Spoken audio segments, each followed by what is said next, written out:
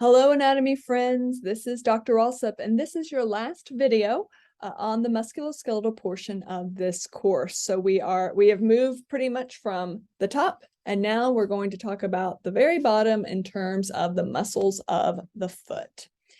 And there are certainly a lot more muscles than what we are going to discuss today. Some are pretty similar to what we saw in the hand, but do be aware that this is not an exhaustive list. This is some of the highlights. But I do want to start our discussion talking about the plantar aponeurosis, because this is going to be a very prominent thing when you're looking at the foot. Now, as the name would suggest, we are looking at the plantar surface, which is the sole of the foot. And in this region, you're going to have fascia. You have fascia everywhere, so you shouldn't be too shocked in terms of that. So you're going to have plantar fascia that's surrounding the muscles of the foot, kind of between the skin and the muscles. And right in this kind of middle region, you're going to have what's referred to as a plantar aponeurosis. And so this is going to be a considerable thickening of the fascia in this region, and it makes sense. If you think about it, you have a tremendous amount of contact with the ground with this plantar surface, so you need a bit more protection here, and that's what the plantar aponeurosis is. Basically functions as a superficial ligament, so it's helping to support those muscles, but it's also helping to support the arches that are associated with the foot, so very important here. It will arise posteriorly from the calcaneus, and then you'd see that it kind of splits into these individual digital slips, and it heads all the way up to the digits.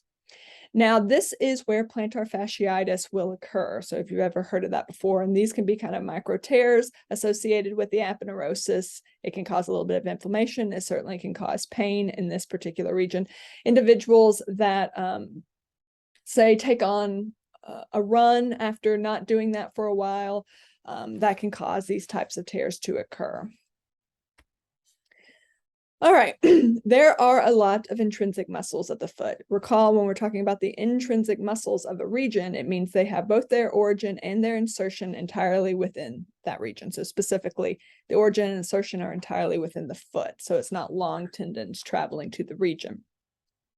Most of the muscles of the foot are on the plantar side. You do have a few on the dorsal side, but the majority are on the plantar side.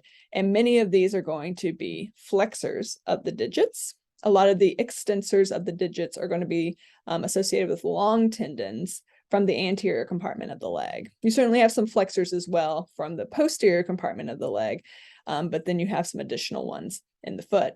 You also will have certain muscles that are going to be specific to abduction and adduction of the first and fifth digits in this region.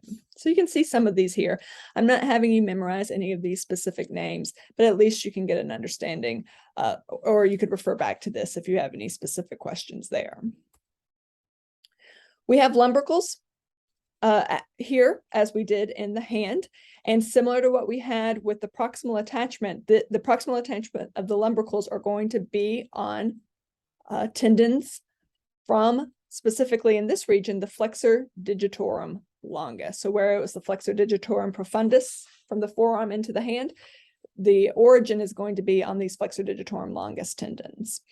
And we have the same types of actions for the lumbricals. So same as in the hand, you'll have it here in the foot as well. So the lumbricals will flex the MP, or the metatarsophalangeal joints. So pretend this is the sole of the foot. So it flex the MP joints, and extend the rest of the joints, the IP joints. So it will extend toes 2 through 5 at those IP joints.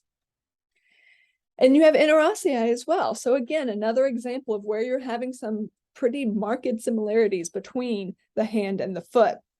So you're going to have dorsal as well as plantar, so not palmar, but plantar Interossei. Here, there are 4 dorsal and 3 plantar Interossei, and you have these similar actions as what you had with the lumbricals. So recall that the lumbricals and the Interossei share actions.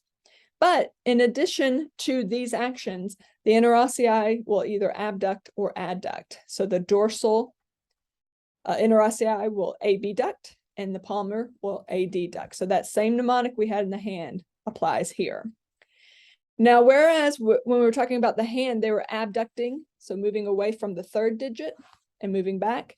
In the foot, it will be moving away from the second digit or moving back towards. So abduction would be away from the second digit, and then adduction would be moving back towards.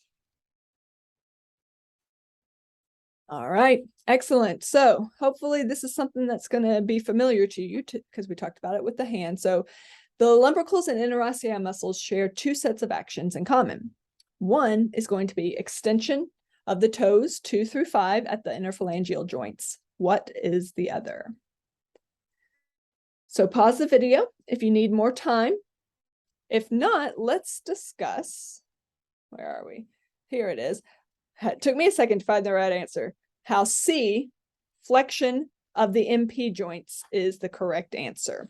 So you're going to have extension of the IP joints 2 through 5 and flexion of the MP joints. So those metatarsophalangeal joints of 2 through 5.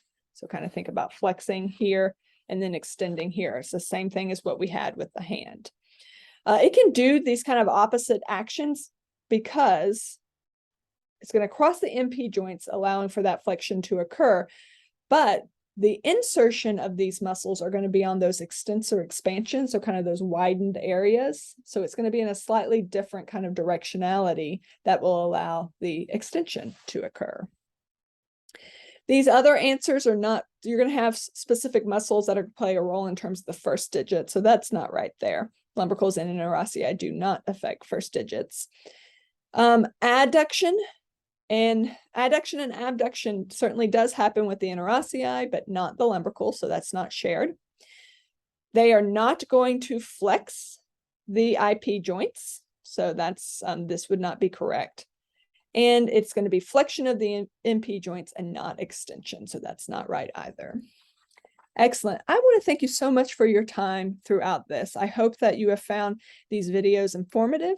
As always, I really highly recommend, and this is the last time you'll have to hear me say this, to go through those learning objectives and try to answer those in your own words. And that's will give you a good idea of the areas you need to focus a bit more on in studying and those where perhaps you don't need to spend as much time.